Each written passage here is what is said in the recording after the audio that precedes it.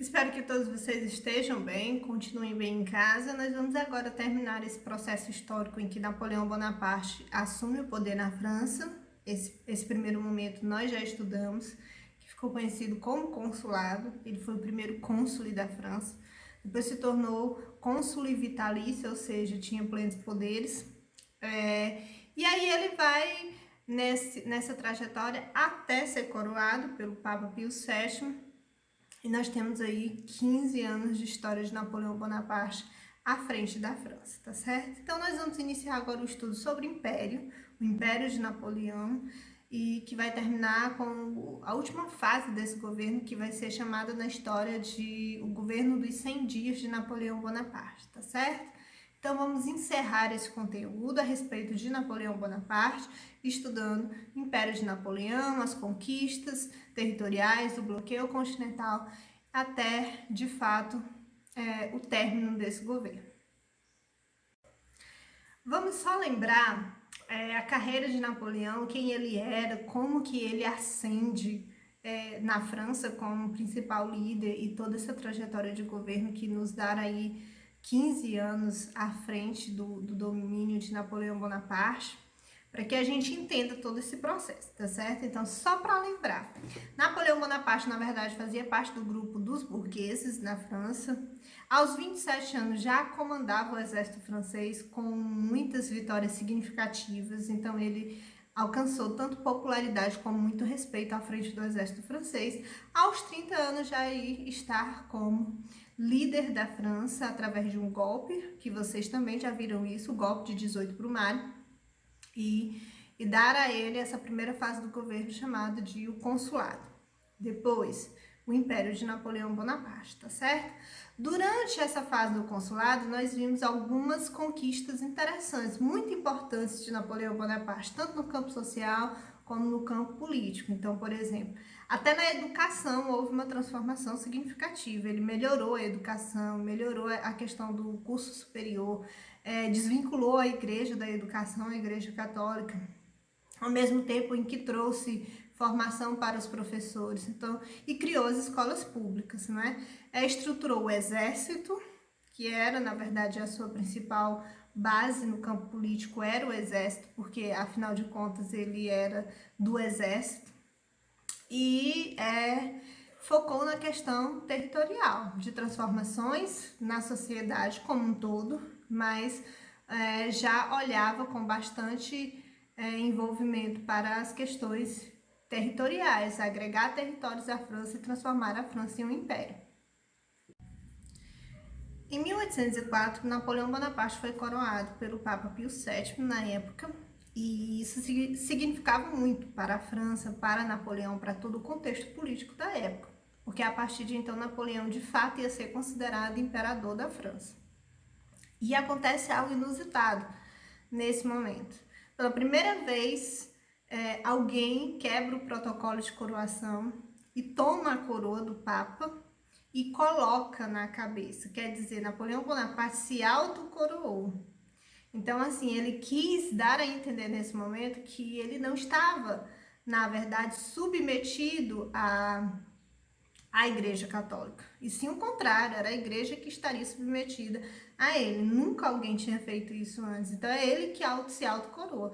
O que era padrão? O protocolo padrão era de que a pessoa se ajoelhava, e aí o Papa, demonstrando a superioridade da Igreja Católica, coroava o imperador, assim como havia acontecido em outros momentos da história. Napoleão Bonaparte, na verdade, não deixa isso acontecer e ele se autocoroa.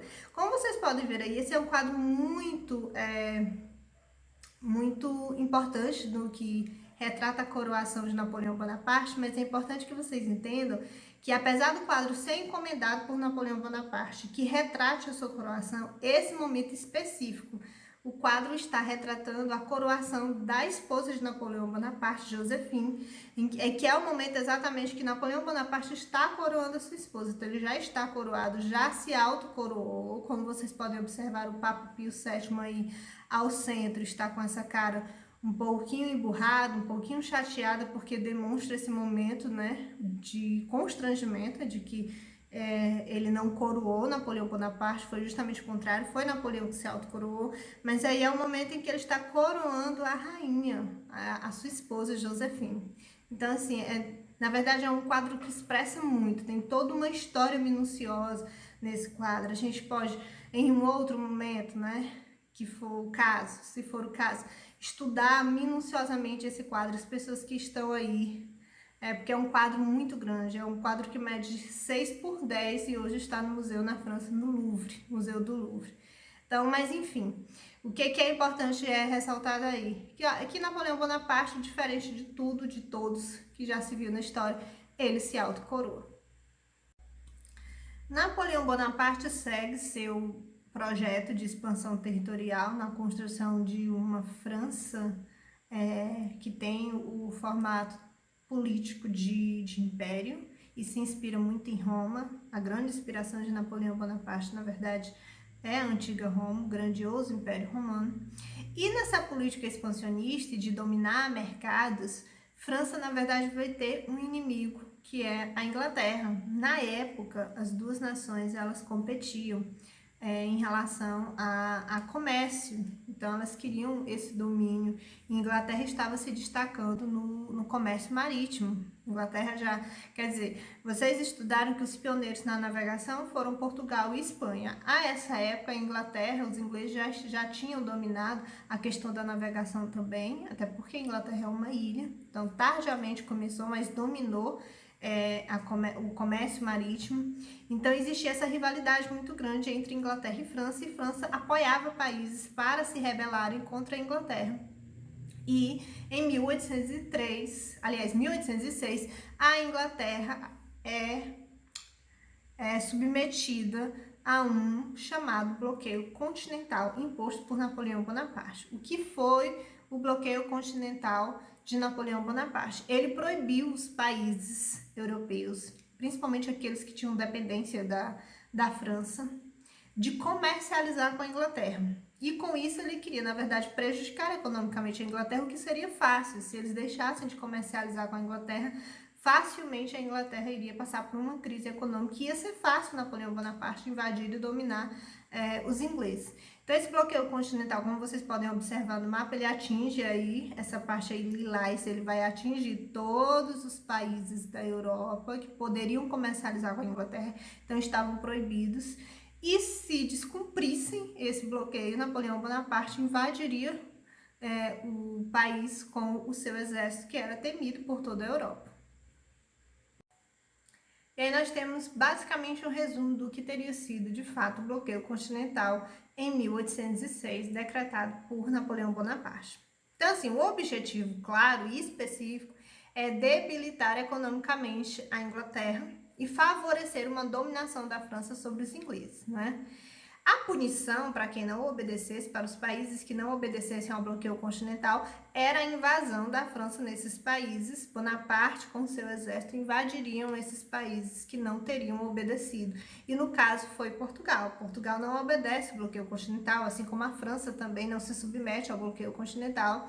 Depois a gente vai falar sobre, não a França, a Rússia não se submete ao bloqueio continental. Depois nós vamos falar sobre o episódio da Rússia.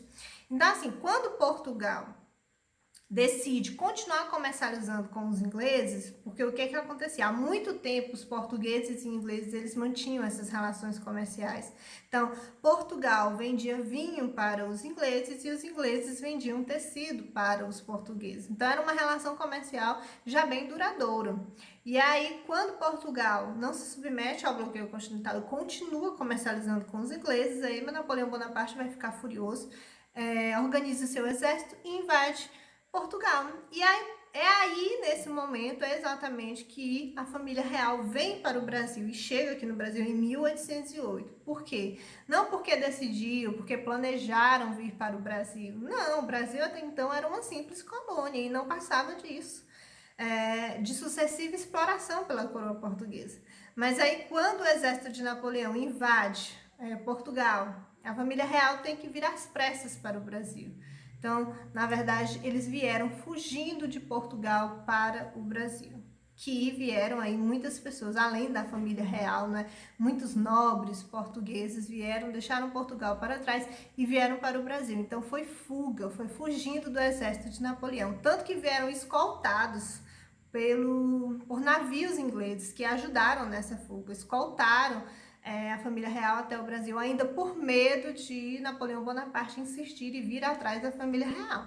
Então esse é o principal motivo da vinda da família real para o Brasil. Em 1812, a gente pode ver aí a complicação que se dá entre franceses e russos, porque a Rússia também não vai aderir ao bloqueio continental e reata relações comerciais com os ingleses. Então, novamente, Napoleão Bonaparte se arma, leva o seu exército para a Rússia, mas infelizmente ou felizmente, essa é uma das derrotas de Napoleão Bonaparte mais significativas para a história, porque os russos, eles ganham essa guerra não por uma questão de combate exatamente, não é o exército de Napoleão contra o exército russo, em que o exército russo se sobrepôs ao exército de Napoleão. Na verdade, não, foram causas naturais. Os russos sabiam de um inverno rigoroso que se aproximava na Rússia, então eles foram recuando e ganhando tempo, e aí o exército francês ia cada vez mais invadindo o território russo e perdendo tempo com isso, e passando muito tempo para adentrar no território da Rússia. E automaticamente os russos, quando recuavam, eles iam destruindo plantações, iam destruindo casas das populações, porque isso poderia servir de abrigo e de alimento para o exército de Napoleão Bonaparte. Então, eles usaram essa tática de guerra, que deu muito certo, e aí muitos homens de Napoleão Bonaparte morreram de frio e de fome. E Napoleão Bonaparte teve que recuar. Então essa foi uma derrota significativa na história de Napoleão, porque depois disso, depois de perder para os russos, Napoleão Bonaparte perde a credibilidade na França. Existem gastos com todas essas guerras. Então, assim, nobres, burgueses, pessoas passam a duvidar, de fato, dessa administração política de Napoleão Bonaparte, principalmente no sentido militar.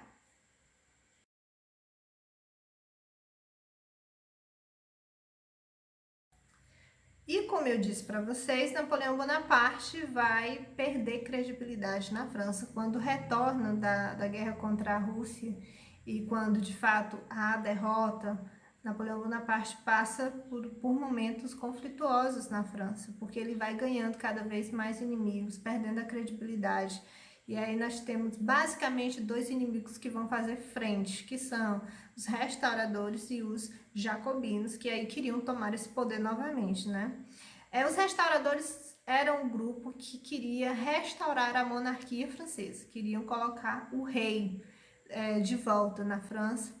E os jacobinos queriam, ainda naquele processo revolucionário, uma república na França, mas uma república não com a liderança de Napoleão Bonaparte, uma república diferente, ainda fomentando a ideologia da Revolução Francesa. Então ele ganha esses inimigos, vai perdendo prestígio e cada vez mais fica difícil manter o seu poder. O fim do governo de Napoleão vai se aproximando. No próximo vídeo nós vamos falar sobre esse breve governo dos 100 dias.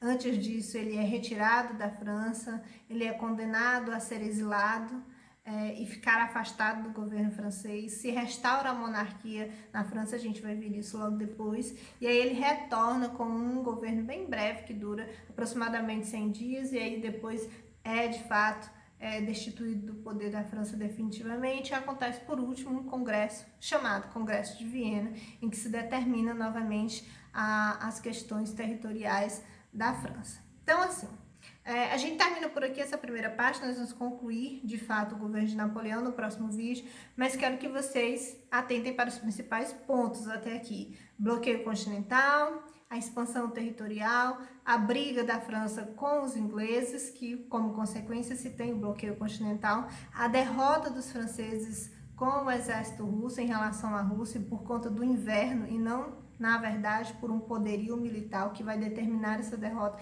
é o inverno rigoroso da Rússia.